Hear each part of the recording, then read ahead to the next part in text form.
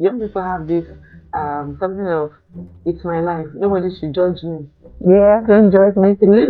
Don't judge me. There's nobody in your life to judge you. You're already living a meaningless life. Because there should be people in your life to call you to order. Reading books, and particularly reading the Bible, Yeah. expose my mind to what's possible.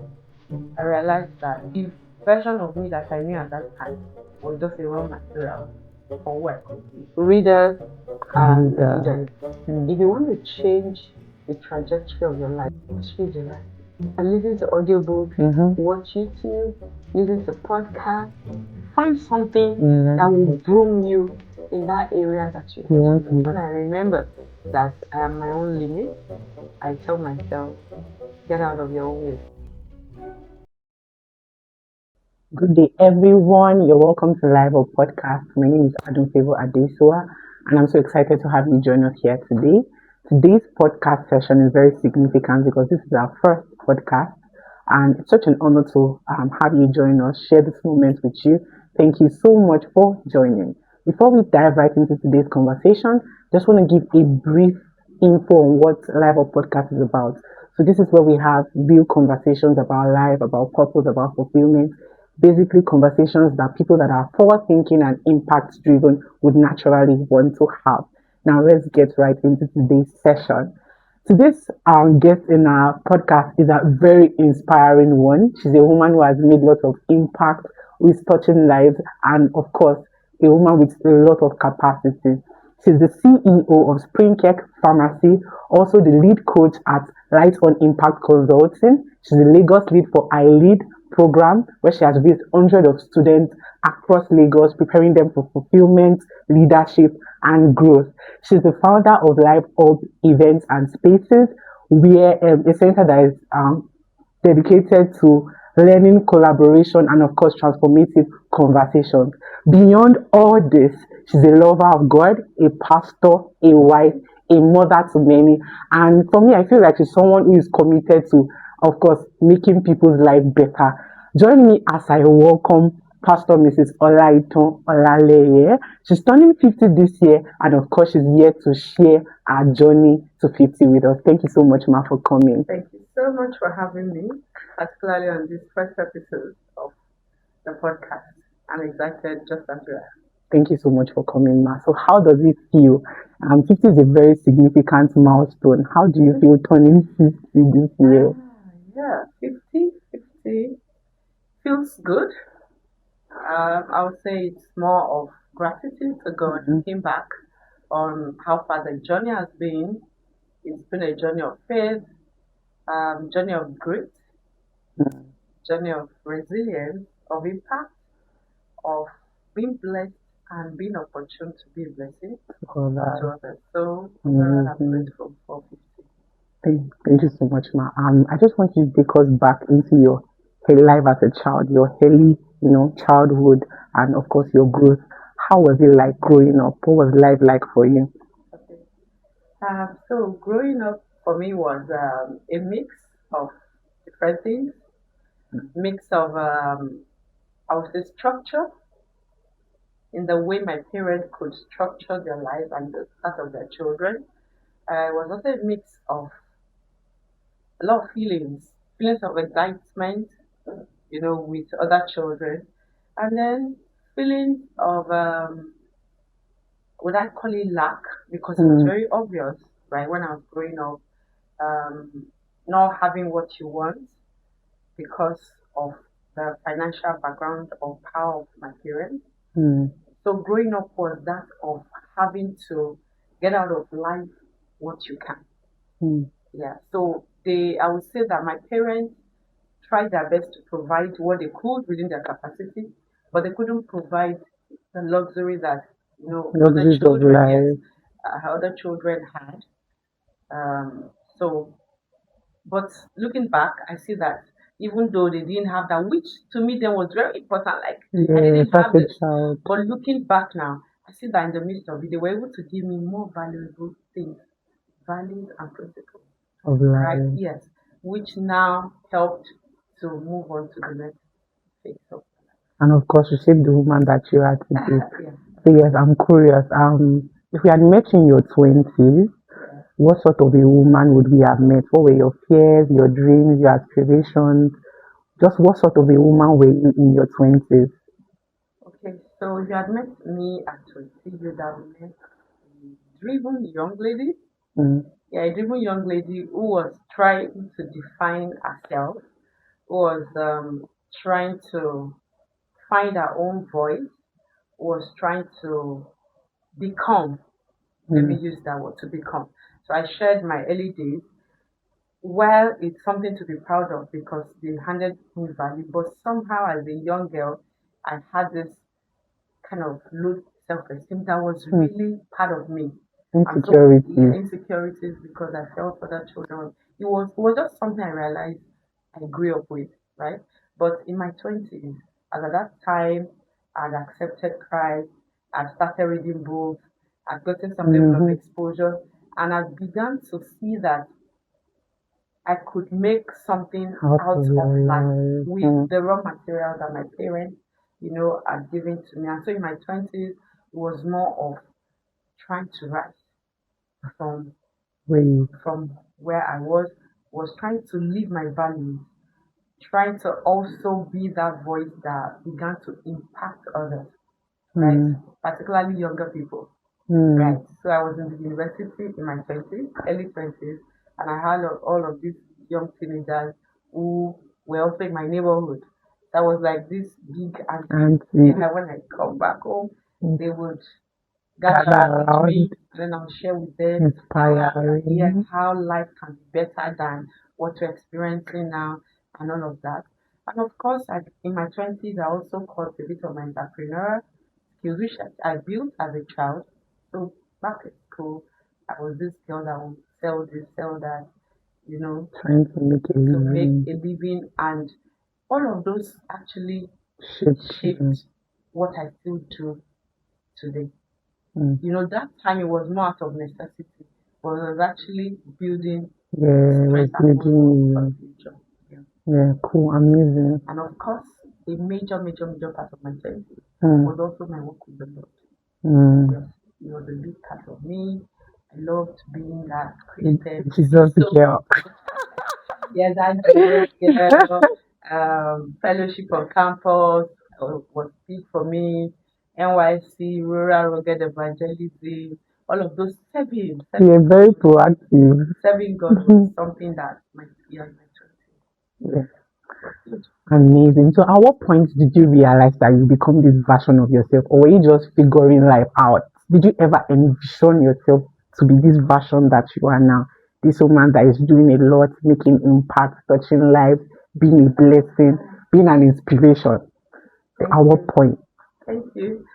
Well, so in my 20s, I would say, Mm, because reading books and particularly reading the Bible yes. exposed my mind to what is possible. I realized that the version of me that I knew at that time was just a raw material for who I could be. I'm talking about now, I wouldn't even say I am the best version of me yet. There's still more to come. Still more. I know it. There's still more. And so back in the 20s, I know that I was going to live a life better than where I'm coming from. I was going to live a life that is purposeful, and I'm going to live a life that will touch people, particularly young people. Mm, So at that point, I had to kind of define. So looking back, a lot of things I do today actually started started in my then. 20s. Yes. Mm, that's so cool. Thank you. Thank you so much, Ma. So I'm just curious. I want to know, was there a point through this your journey where you feel like you were almost derailed or almost distracted? And was there ever a point like that? And how did you salvage the situation? Or what happened? Okay, so for me, unlike a lot of young ladies who had the opportunity of uh, adventure. I wasn't so much of Okay. an adventurous person. And so I think because of that, my errors were Not not so so much. much, yeah. But I remember that there was a time, one of my values, right, is chastity as a young girl. I would say that that's one area I almost missed it. at a point where I allowed voices like to get at me, like Creeping. everything you're allowing life to Pass pass you you by. by. You're not gonna allow. You're so this, you're so So beautiful, you're pretty. so relaxed, you're That's so this, mad. and yet you're You like just this? you how you like this. And so I told myself, Ah, and these people the then pressure is had better chances at life. And so I felt yeah, that move with these people. yeah. And then one of the Yes, maybe days, your I life found, will yes, one of come. the days I found myself, with one, he was the most, he will be like the most popular guy in my town. At that Okay. point, he was riding his mom's car. And so it was like a privilege that this This person person is even everybody is looking at always after. Everybody is always after. He's after you and you are. So I tried to. But at the point where we were Hmm. just myself and him, I think I was 18 or 19 or Hmm. so. Something just reminded me that This is who you want to be. This is not who you want to be. It was embarrassing to stand up and I had to apologize. I had to say, sorry, this is I not didn't mean working. to lead you on or whatever. This exactly that was what I That had was to what apologize. happened. But that's I feel like that I'm not in the right environment. So that was for me a major mistake I would have made. You know that of course I know for a lot of other people it's just one of those things. Mm-hmm. For me, because I'm someone of value, Value. yeah, it would have affected me. The other things are just minor Minor things. thing. Yeah, so that has affected. That's interesting. I like the fact that you mentioned this concerning, the relationship you almost had, because I feel like these are the commonalities that exist. Like these are things that youths are going to be able to relate to. Because of course the pressure is real, Of and course. there are situations and circumstances that have you questioning yourself, questioning your value. Why am I different? What is it? What Exactly. am I doing with my My life? life, like, am I sure I'm not going to regret? Am I sure I'm not actually letting life Pass you by. pass me by? But I would say one of the things that helped me was to quickly find people of same value with me, Yeah. right? And we got ourselves exposed to a lot of fun. Okay, thank you so much, Ma, for that response. My next question to you would be: how did you handle the pressure that comes from being young, trying to succeed, trying to meet society's expectations, and what advice rather would you give to young people who are currently feeling that pressure? Okay, thank you. First off, I'll say that the pressure is real. Mm-hmm. Yeah, even at different stages of life, not just when you're young. You, Yes, mm, but being young gives it another perspective because um, we're probably leaving our parents who have been there, who yeah, have shielded shielded us you, kind of from pressure.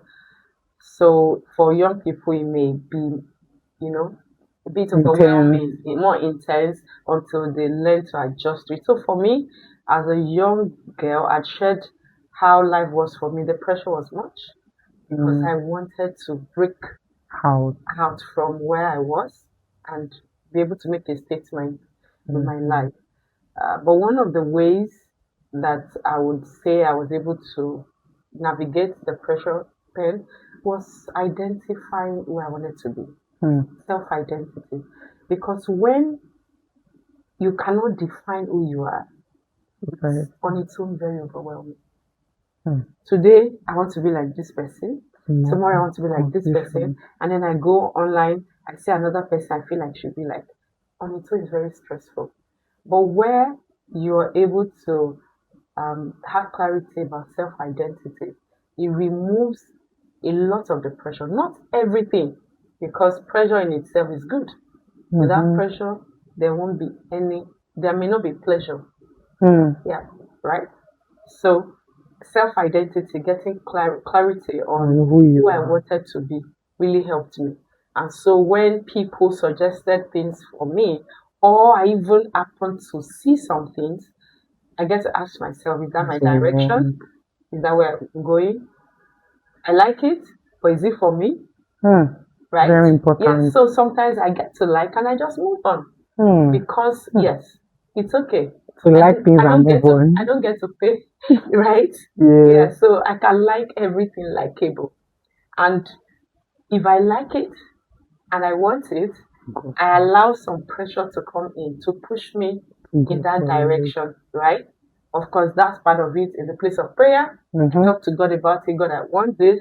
And then I also get to talk to myself. What do I need to move from here to that place? What pressure will be needed? What knowledge will be needed?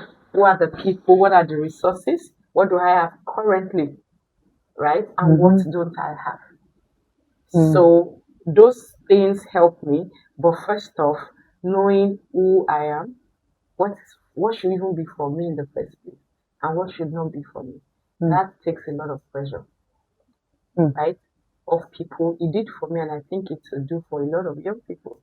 The second thing oh, is not allowing comparison. Very important. I think my mother taught me that. It was one of the values I said it earlier. She couldn't give me a lot of material things. My mother would always say, be contented, and the Bible also says it, right? Of course, contentment is not the same thing as laxity. It's not pushing yourself, is not the same thing as staying in your comfort zone. No, but for where you are, be content, be grateful, and aspire, pushing forward to what you have determined that is okay with your life. This is part of my life. So that's the second thing. Avoid comparison or using other people's timeline for yourself. And then one more thing that I could say helped me was being able to break journeys or goals into piecemeal and being able to prioritize. Pressure comes when so many things to do, so many things to become at the same time. How about if I begin to break down and prioritize? Okay, these two things I want to do or become or I want to have, because it's either I want to be, do, have. All of these three things always working towards human beings. Either I want to become this, or I want to have this, or I want to do this. So being able to articulate them, break them into chunks that can be achieved per time. So that when I think about what I want to do or be or have, it doesn't overwhelm me. I know in these 2-3 weeks I can take this on. So the pressure goes down. I'm not thinking of 3, 4, 5 months at the same time. I think that would also help. That helped me, and I think it will help you. Now you seem like a very organized person. When you talk about, breaking down your goals into chunks, knowing what is important at that time and focusing on it, I feel like you had some sort of mentorship.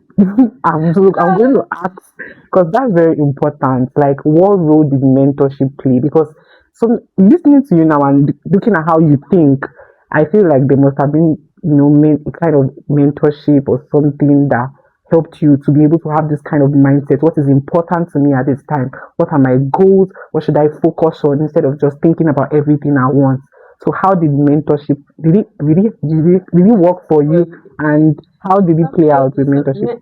So mentorship is a big deal, particularly in this age now that there are a whole lot of information that you don't even know which one is true. But when you have someone who is holding your hand, who you can look over their shoulder, you don't have to start from scratch. So mentorship helps. For me, did I particularly have direct mentors growing up? Maybe not direct. Of course, I had people that I admire.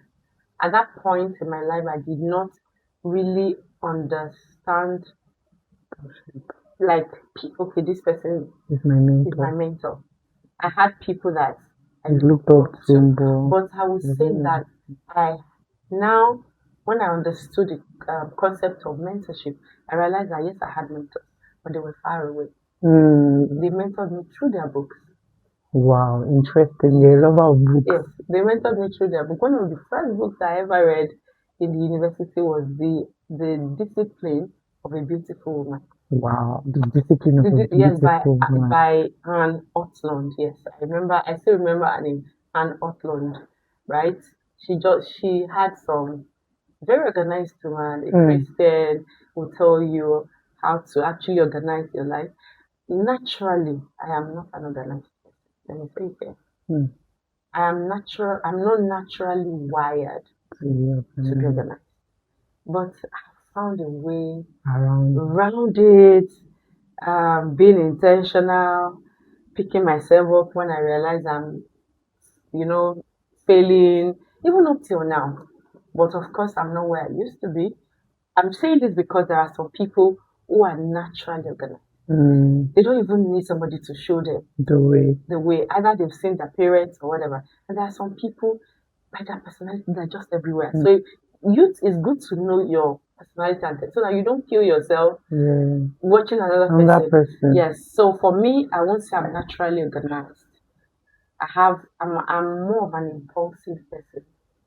A lot of times I take last Good minute things. decisions, but my knowledge of being organized, my knowledge that I've gained from all of these people helps They me a come lot to play. because I put them into practice. Sometimes I get back to my default mode. I'm being vulnerable and I'm being real. So I look at myself that in spite of all of that, if God has helped me, right? It's useful. No knowledge is lost. So mentorship, fantastic. I mentioned an Otmond, Stephen Covey, 7 Habits of Highly Effective People. Was another book that affected my psyche on how to organize myself. I have mentors. John C. Maxwell is my coach. Jack Canfield. I listened a lot to all of these people, and they're always talking about productivity, organization, moving yourself from your comfort zone. So that helps. That shapes your mind. Very important in this day and age where distraction everywhere. Being able to read, being an avid reader, readers are leader. leaders. If you want to change the trajectory of your life as a young people, I want to dare you to read. Just read the right thing. If you can't read like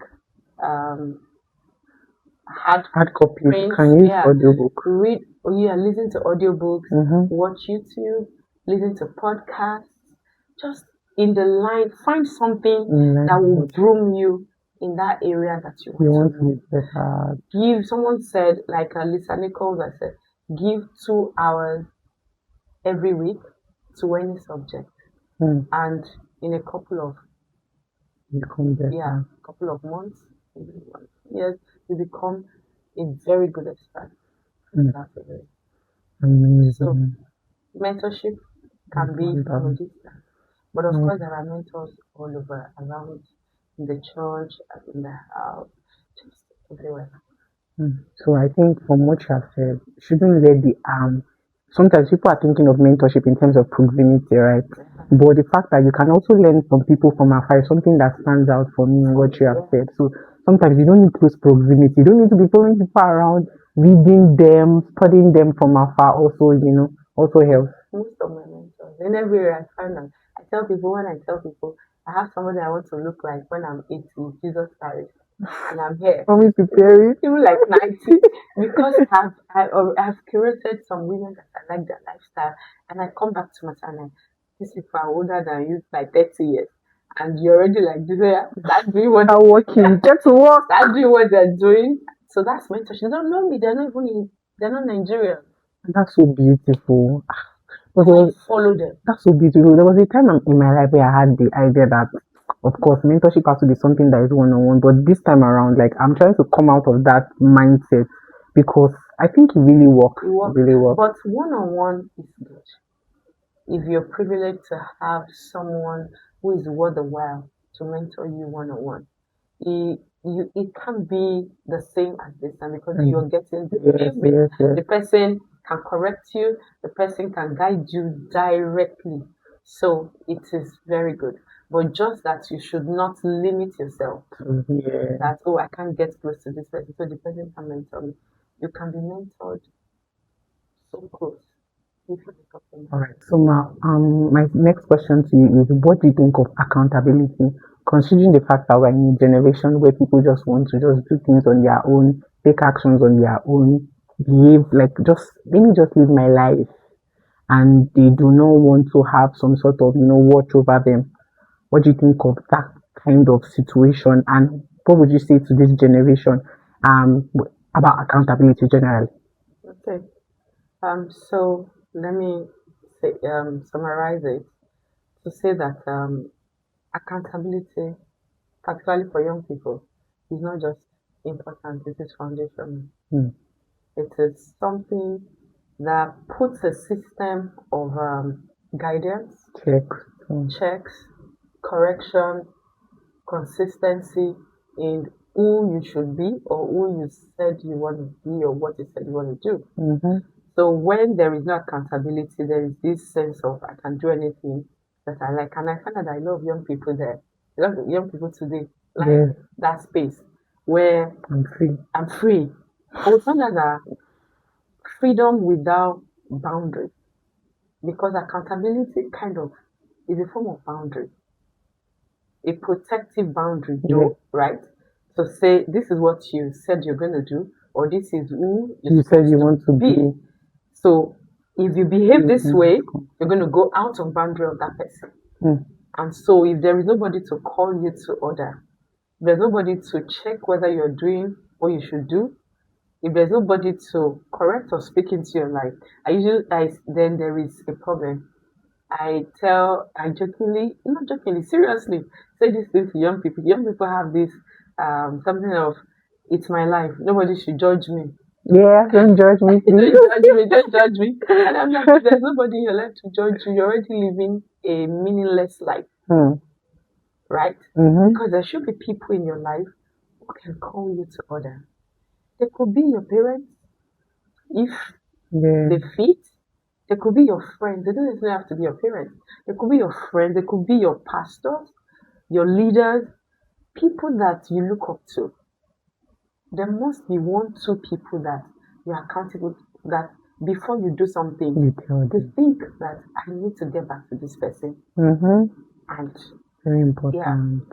that way you find out that life is better, life is surer, mistakes and errors are less.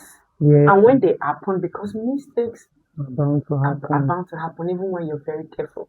Mm-hmm. Yes. So when they happen, if you have a good accountability partner, the person will be in the space to still help you up to say, oh, get back Yeah. on track.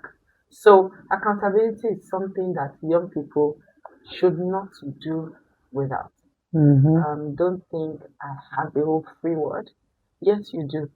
But then when the repercussions Begin to set in. certain, it will be, they could have been avoided if Mm-hmm. you have. And then so on the other hand, so leaving the area of maybe freedom, but also being able to achieve set goals. Like I mentioned Yeah. earlier, accountability helps you move faster, Mm. right? Because even when you're settling, there's that person that reminds you, Stand up. this is not where you said you're going. What's happening? Let's go.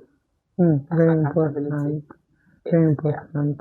Yes, ma'am. So yeah, just the final one. Looking back And now. Okay. one more thing. And again, I speak, yeah, this is for general, like everybody, but for people of faith, people of God. You cannot afford not to be accountable.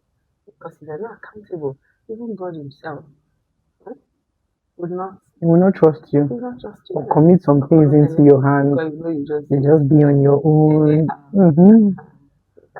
All right, ma'am. So thank you for that. Looking back now, what are some of the lessons life has taught you that you feel like young people in their 20s, 30s, even 40s should take note of? And of course, put into perspective, even as a journey through life. Okay. I would say one major lesson, there are several, but one major lesson is never limit yourself.